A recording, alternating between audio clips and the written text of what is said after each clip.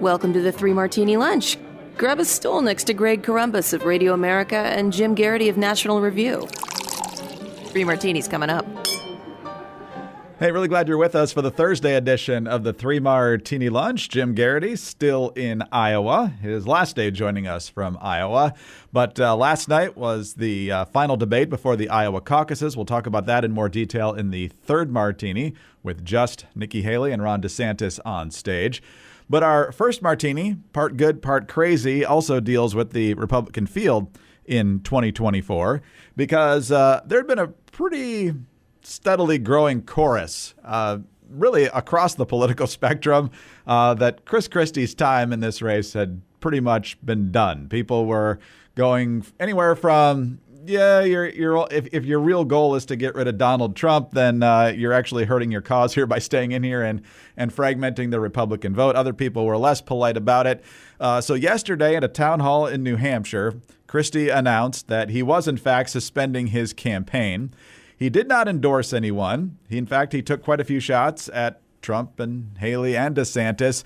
And then the thing that actually got more attention than his town hall was the hot mic before the town hall, in which he had not very nice things to say about the other two candidates left in the race besides Donald Trump. Yeah, I mean, look, she spent $68 million so far, just on TV.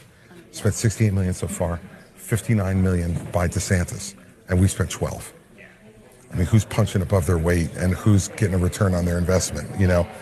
And she's going to get smoked. And you and I both know it. She's not up to this. She hasn't even been challenged. She's still 20 points behind Trump in New Hampshire, right? Yeah. And, And he's still going to carry Iowa, right? Yes. I talked to DeSantis called me, petrified that I would. He's probably getting out after Iowa. So, Jim, Chris Christie is probably the last one who should make punching above their weight jokes, but we got cut off there on the DeSantis thing. I assume what he was about to say was that DeSantis was petrified that Christie would endorse Haley, but he obviously had very negative things to say about Nikki, who he thinks is going to get smoked. A recent poll up in New Hampshire suggested that the vast majority of his voters probably would go to Nikki Haley, but instead of hey, let me step back so somebody else can stand up and maybe make a run at the guy I entered this race entirely to prevent becoming our nominee. His dumping all over the other candidates is the headline. Yeah, so people might ask, why is this the good martini? Well, if you don't want Donald Trump to be the nominee, this was a prerequisite for getting there, that you need to unify the non-Trump vote as quickly as possible. New Hampshire looks like the early state that's the best chance of that happening, and you can't have the non-Trump vote split amongst at least three candidates. You'll understand if I dismiss Hutchison and I guess really Ramaswamy as well. Consistently, Chris Christie was in that around 10% range, maybe a little lower, or high single digits. Maybe some once in a while he'd hit 11 or 12, but he had a chunk of the electorate, and that was pretty clearly anti-Trump, and that they could end up in the Nikki Haley pile, or I guess conceivably some of them would end up in the DeSantis pile, but or they could stay with Christie. But if Christie stayed in, there was no way Haley or anybody else was going to beat Donald Trump in New Hampshire. And as of 6 days ago, in an interview with Hugh Hewitt, Chris Christie said this was nonsense, that, my colleague Noah Rothman didn't know the first thing about what he's talking about. 6 days later, oh, yeah, you're right, never mind, I'm out. I'm a little it's good when politicians acknowledge reality. And I think the entire, this has not just suddenly happened this way. Christie's been stuck at this 10% range for a long while in these polling numbers. He didn't qualify for the debate last night because he wasn't at 10% in Iowa, and he is running effectively a one-state campaign. So what you could go to Christie and say, what's the point of this? If you keep insisting that your number one goal is to prevent Donald Trump from getting the nomination and getting elected president again, why are you hanging around splitting the non-Trump vote? Now, the most Chris Christie-esque way of departing the race, of course, is to do so in a way in which both through the hot mic comments and even his general comments where he's ripping into DeSantis, is to say that nobody deserves my endorsement, nobody strikes me as qualified to be president of the United States. All of these candidates suck. It's not that he told his supporters to stay home on primary day, but he certainly didn't discourage it, now did he? And so I think he's kind of like, I'm taking my bat and ball and going home. and screw you guys, I'm out of here. And that's, that is the most quintessential Chris Christie way to depart a race when from the very beginning, everybody's like, why is this guy doing it? And of course, the guy who had gave an important timed endorsement to Trump in 2016 was now running as the guy who was going to save the party and the country from Donald Trump in 2024. Yeah, the GOP field this time around has been much more proactive about thinning the herd and candidates dropping out instead of lingering like they did 8 years ago. But the ironic thing is that it doesn't seem to be doing much good this time either, because Trump has a big lead. But, we don't have any votes yet. And so we'll see what happens on Monday. We'll see what happens later this month in New Hampshire and so forth. But the second Donald Trump decided not to participate in the primary debates, Chris Christie's campaign became irrelevant. The only reason he was in this race was to take it to Donald Trump. And other than having that opportunity, which he no longer had, the Chris Christie fatigue inside the Republican Party is huge. It goes back a long way, regardless of what you think of Mitt Romney. Chris Christie gives the keynote address at that convention and makes it all about Chris Christie, which is not the job of the keynote address. Then in 2016, he kneecaps Marco Rubio, and then, as you said, joins Donald Trump. Now, he says this time that he knew exactly who Trump was in 2016, and he knew he was unfit for office, but he endorsed him anyway. Tried really hard to be his running mate, tried really hard to be his attorney general. None of that happened. Then they got into a feud. Then he came back to help him get reelected. And now he's the guy who's supposed to lead the effort to rid Trump of the party. It's a weird story from Chris Christie over the past few election cycles. So I don't think a lot of people on the right are going to miss him. Yeah. Look, Chris Christie, indisputably brings a certain, I don't know if charisma is the right word, but, bluntness. He could be an entertaining speaker. He's very good at the town hall format. But yeah, this is a guy who just never seemed to mesh well with the rest of the party. Always seemed to think that everybody else he was dealing with was a bunch of idiots. And by the way, the last one, he clearly thought he was at a good shot at being attorney general under Trump. How did he forget that he had prosecuted Jared Kushner's father? And didn't he think Kushner at some point was going to, here's the thing. As far as I know, Kushner's father was guilty as sin, but you put my dad in jail, I'm not helping you become an attorney general. I'm entirely separate from whether you think Kushner did the right thing. I think all of us, would well, I may not be able to protect my dad, but I sure as hell am not going to help the guy who put him behind bars. Yeah. Yeah, that was a gamble that didn't pay off at all for Chris Christie. Trump's got differing levels of loyalty, as we all know, and that one is stronger than whatever connection he had with Chris Christie. All right, let's talk about the phenomenal products from 4Patriots. Go to 4patriots.com/martini and find out all the fantastic deals that are happening right now on products from generators to survival food kits to other things like the Halo XT Tactical Solar Flashlight. You can get a 4-pack for just $119. Or the Sauna Wrap Therapeutic Blanket for 80% off. Right now, you can do that at 4patriots.com/martini. But as I just mentioned, you can also get the Patriot Power Generator 2000X. Charges more devices for longer in a blackout, double the capacity, and more peak power than ever before. Keeps those critical devices running when your power goes out. And during these winter storms, that could be huge. 100% satisfaction guaranteed. Also, don't forget about the best-selling survival food kits, designed to last 25 years, delicious tasting, made with real meat and vegetables. Visit 4patriots.com/martini to see this week's discounts and deals before they are gone, and get free shipping on orders over $97. Save more and get peace of mind now by going to the number 4patriots.com/martini. That's 4patriots.com/martini. All right, Jim, we'll be back to Iowa and presidential politics for our third martini. But for now, we take a look at the U.S. economy. We had talked not that long ago, I think earlier in the week, about the semaphore story where Biden's campaign officials were bringing in reporters and saying, hey, you're not doing a good enough job covering the president's economic progress here, as well as not being negative enough about Trump or not covering the most damaging stories about Trump at the level they preferred. Well, Bidenomics, they keep trying to push Bidenomics, and reality just keeps refusing to cooperate. Thursday's report from the Labor Department shows that overall prices rose 0.3% from November, which is up from previous months, and 3.4% from 12 months earlier. Now, normally you want inflation to be 2% year over year or less. We've talked at length about how the 3.4% we're seeing now is on top of the year before and on top of the year before, which had been at 40-year highs. And so, Jim, housing costs accounted for more than half the increase in prices from November to December.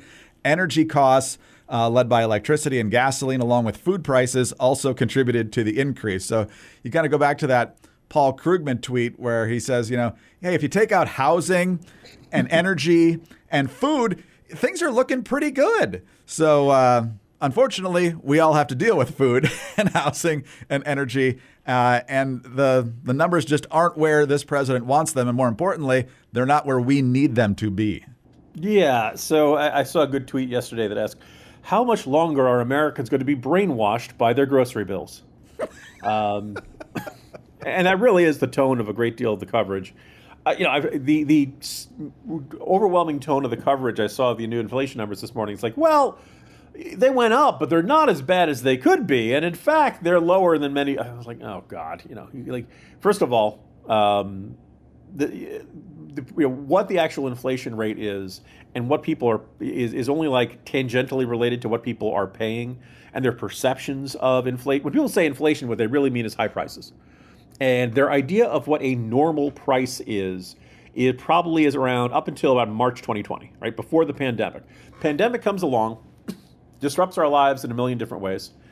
A very big factor was the supply chain issues. The supply chain issues have largely been fixed. And so now the question is, okay, we've got the goods around there. Why are prices still so darn high? Well, because we dumped, around $6 trillion into the economy, both during and in the aftermath of the pandemic. And as a result, we've got too much money chasing too few goods.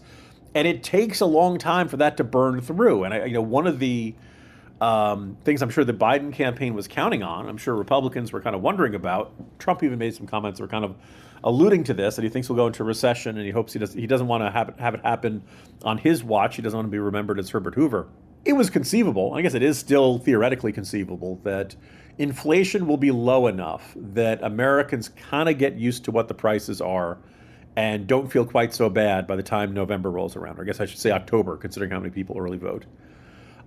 With today's numbers, it's a little bit tougher to see. The amount of time left for that and for perceptions of the economy to change is getting smaller. And, we all know how well Biden defends himself on this issue. The economy is strong as hell, Jack. And, everybody knows what a normal, how much it usually costs to fill up their tank. Everybody knows how much it usually costs to go to the grocery store and buy groceries for the week. Everybody knows what they usually pay at their favorite, restaurant. Every million little measures. And when they say, oh, it's only food and rent or only food and housing, gee, okay, great. There's something absurd about that argument, whether it's coming from Krugman or an AP headline. So it's unfortunately bad news on inflation. Yeah, it's great the unemployment rate is low, but again, people think about what's not, what's irking them. People think about what's not going right in their lives, and right now Americans feel like the cost of living, particularly in housing and food, has grown unaffordable. No, that's exactly right. And apparently Politico, who I referenced in putting some of those numbers out there, took the same headline writing class as the AP, because their headline says, U.S. inflation edges up, fueled by energy and housing prices.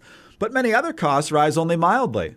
So, yeah, those things are horrible that you need every single day. But, some of these other things are fine. Ultimately, Jim, this is going to come down to what voters are thinking about when they get to the booth. If this is a referendum on 4 years of Joe Biden as president, he's going to lose. But if he can make it a referendum, especially if Trump's the nominee, of this guy's completely unacceptable as president, and that's where most of the attention is spent, that's his basic one shot at getting a second term. That's kind of the way I see it. How do you see it? Yeah, I think that's right. I saw actually a pretty decent article of all places, the New York Times, and it was mostly talking about economics, but it talked about the general mood of the country. And they talked about how much COVID, which, people would say by 2021, things were starting to get back to normal. The vaccines rolled out. By 2022, by 2023, we felt like it really was in the rearview mirror. That it just had we went through something that was really an ordeal. You look at the kids and the learning loss. You look at the economic dislocation. You look at the people who were separated from their loved ones for in many cases, better part of a year, unable to see their aging parents in a nursing home or unable to attend. Like, these are all big, traumatic things. And again, the gist of the article is like, maybe we shouldn't be shocked that like a year or two after COVID, or increasingly we're getting to 3, that we don't feel good. We don't feel great. That we, particularly now when Fauci comes out and says, yeah, I don't know where the 6 feet, social distancing thing came from. And, institutions like the New York Times editorial board saying, yeah, go figure. Turns out keeping kids out of school for a year or more did a lot of damage. Whoopsie. People are angry and bitter and really down about that. So we shouldn't be shocked about that.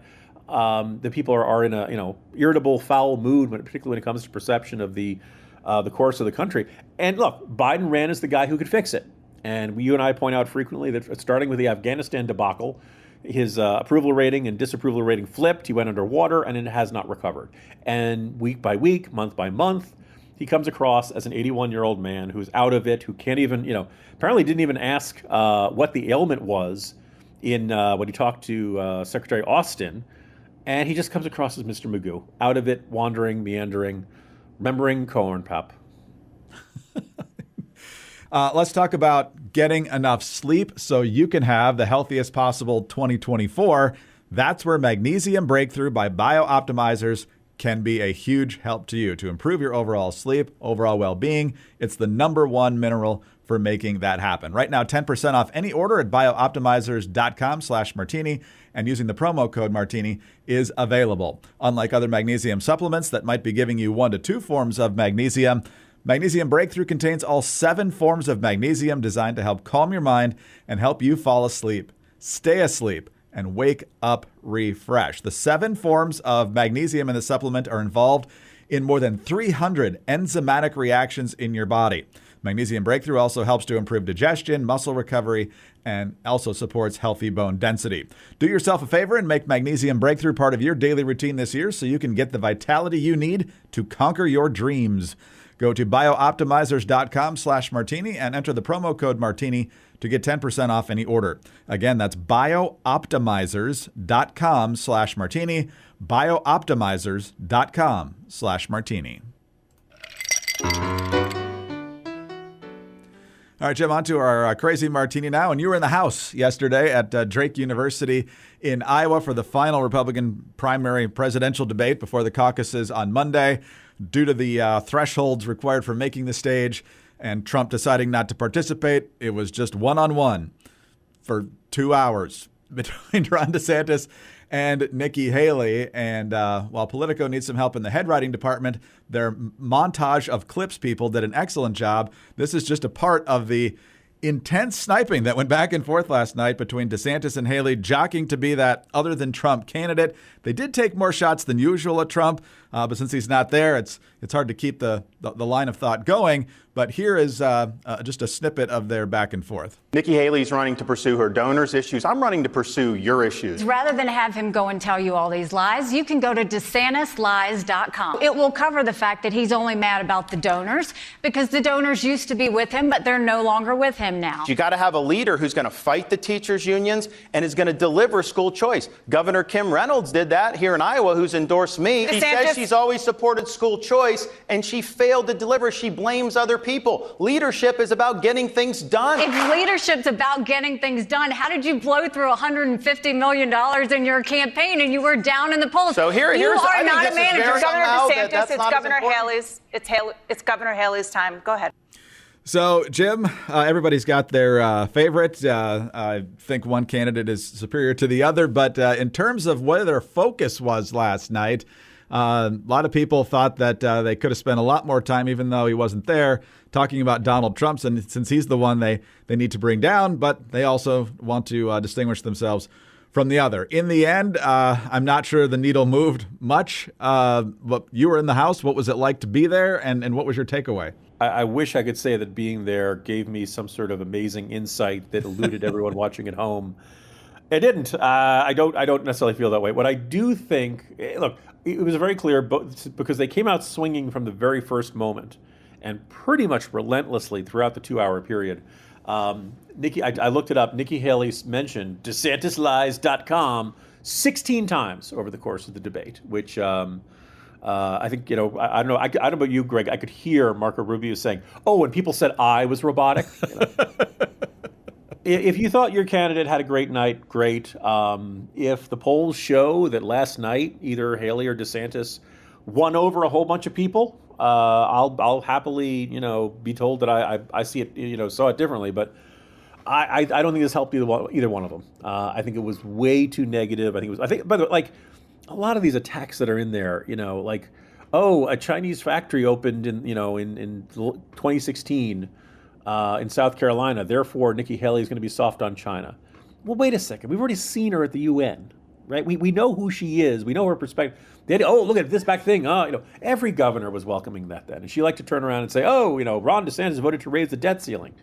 Yeah, so did 165 other House Republicans, because you don't want to, crash into the debt ceiling. Like, it was like stupid, petty, issues. We're trying to blow it up into, this giant, character-defining issue. And I just think the whole thing was way too negative. And I think that, look, I know, last debate before Iowa, you want to get in your hits. You want to dump all your opposition research. It's now or never. I just feel like both of them needed to lighten and leaven their message with something optimistic, something can do, something a little more about here's why I feel like I can help you, people of Iowa. And they touched on it here and there, but I just think the overwhelming tone was just so negative that if you didn't already agree with the attacks, you were unpersuaded. And across town, Trump was doing a town hall with Fox, and apparently I didn't get a chance to watch the whole thing, but my understanding is that Trump spent most of the time kicking around Joe Biden. Well, if you're a viewer watching at home, do you want to see Nikki Haley and Ron DeSantis kick each other in the shins for 45-minute stretches? By the way, CNN, I love you, but come on, like 2 hours? Really? Do we need with two candidates? Anyway, or did you want to switch channels and go over and watch Trump and watch him tear into Biden? My guess is people. One, I don't know how many undecided Iowans are left. I don't know how many undecided Iowans are left who watched the debate. And I don't know how many undecided Iowans who are left who watched the debate and who will go out in negative 15 temperatures on Monday night to participate in a caucus. My guess is that those numbers are not particularly big. So maybe the stakes were very low, but I just don't see a huge change that, from last night. And kind of frustrating, I just don't think it was the tone that these candidates needed to, if not seal the deal, help them out as best they can as the days are ticking down until the caucuses. So let's talk about something else for just a minute, and that's that yesterday might be the most stark turning of the page generation-wise in football coaches that we've ever seen. Within less than 24 hours, Pete Carroll steps down, or depending on which article you read, was relieved of his duties as the coach of the Seahawks. He won a Super Bowl and 2 different national championships. He split one in 2003 with LSU. Then Nick Saban retires, 6 national championships at Alabama, another one at LSU, the one that got split with USC that year. And then Bill Belichick is gone from the New England Patriots, we find out this morning. Some interesting symmetry. Saban won 6 national championships at Alabama, lost 3 times in the big game. Bill Belichick wins 6 Super Bowls and lost 3 times in the big game, and they were actually on the same staff back in Cleveland in the early to mid 90s. And so, Jim, I'm sure you're thrilled that this last vestige of your long national nightmare is over, but I would say that both in your last playoff appearance against Belichick and your last regular season game against Belichick, Jets win. So you go out on a high note. So we should give credit where it is due. I think it's pretty obvious that Bill Belichick will inevitably be remembered as probably one of the top 15, top 20 head football coaches in the NFL of all time. You point out the recent defeats. Actually, less tongue-in-cheek. I'm going to observe kind of interesting observation about 2 of the 3 coaching legends who retired yesterday, Greg. What is the one job that both Pete Carroll and Bill Belichick had? Coach of the Jets. Correct. Belichick was for one day. This is when there was an ownership change, and he just didn't feel good about it. Famously wrote on a piece of paper, "I resign as HC of the NYJ." He couldn't even write it out, and eventually ended up with the Patriots. Actually, Carroll and Belichick were both head coach of the Patriots. because actually Yes. Belichick replaced Carroll, now that I think about it. So they both shared those gigs. And obviously, that Carroll will be much better known for great success at USC, great success at the with the Seattle Seahawks, and for not running the ball with Marshawn Lynch at late in the game of the Super Bowl, right. And instead that interception. But no, I always, whether you hate these coaches, they're fun to hate. If you root for them, they're great to love. They're legends, and it does really feel like it's the end of an era. So credit to them. They are going out on their own terms, going out on a high note, except for Bill Belichick, having lost to the Jets in that final game, which I don't think anyone will ever forget that. I think that's really going to define his legacy. And I think it's people have asked this morning. You look at Belichick's record without Tom Brady. You look at Belichick's record with Tom Brady. I believe he has a losing record without Tom Brady, and so I think it's safe to say he was a modestly good coach carried along by Tom Brady. There's a consensus of that, right? Any listeners out there object? He may still coach again. I've heard it said that he was very upset with Don Shula's criticism of Spygate, and he's only, I don't know what it is now, 15 20 wins from passing Don Shula. Bitterness sounds like the motivation that would keep him in the game for, if they have to keep him on going on machines, he will still be out there on the sideline growling, "We're on to Cincinnati." Yeah, and last two notes on this being, I love it when people are on brand, and by being on brand, they obviously missed the most important part of the story. So I'm watching the Big Ten Network last night, and they mentioned that Nick Saban is retiring, and they mentioned briefly his time in Alabama and LSU, but the big graphic on the screen is head coach Michigan State 1995 to 1999, because that's what everybody's going to remember from Nick Saban's stellar career. And the Spartans were pretty good in those days, and then he left to go to LSU. And then a tweet that you retweeted today from NBC New York, Bill Belichick, who lost 2 Super Bowls to the Giants, expected to part ways with Patriots later today, obviously. Just kind of glossing over some of the other things that happened. Yeah, no, he was mostly known for his defeats to New York. I would agree with that. So. Oh, I didn't finish that. Bill Belichick, who lost 2 Super Bowls to the Giants, expected to part ways with the Patriots later today. Reports say as 24-year tenure ends with regular season loss to Jets. And we should point out that it was 17-3, so it wasn't even that close. It was, Oh, man. Amazing. Yeah, we have a 29-year-old producer here who's a big football fan. He said this morning has no memories of the Patriots without Belichick or Brady. So yeah. Big change, big turning of the page. Anyway, on to our regular fare again tomorrow when it's actually going to be Friday. Jim, you'll be flying back here to the East Coast. So Scott Bertram from Hillsdale College will be here in your place. So travel safely, and we'll see you again on Monday. I may be going back if the weather cooperates. Guess what, folks? We're supposed to get another foot of snow. And as one of my Uber drivers mentioned to me last night, yeah, we had no snow in December, no snow the first week. It all just kind of came along this week. So, and also for those thinking about the Iowa caucus, like the forecast on that night is like -15 and the roads could be icy. So don't be shocked if turnout is not as high as we're used to expecting. Amazing. So what you're saying is you might be covering the caucuses unexpectedly? Not the most unthinkable scenario. Yeah. Jim Garrity, National Review. I'm Greg Corombos, Radio America. Thanks for being with us today. Please do subscribe to the 3 Martini Lunch podcast. If you don't already, tell your friends about us as well. Thank you also for your 5-star ratings and your kind reviews. Please keep those coming. Get us on your home devices. All you have to say is play 3 Martini Lunch podcast. Follow us on X. He's at Jim Garrity. I'm at Dateline_DC. Have a terrific Thursday and join us again Friday for the next 3 Martini Lunch.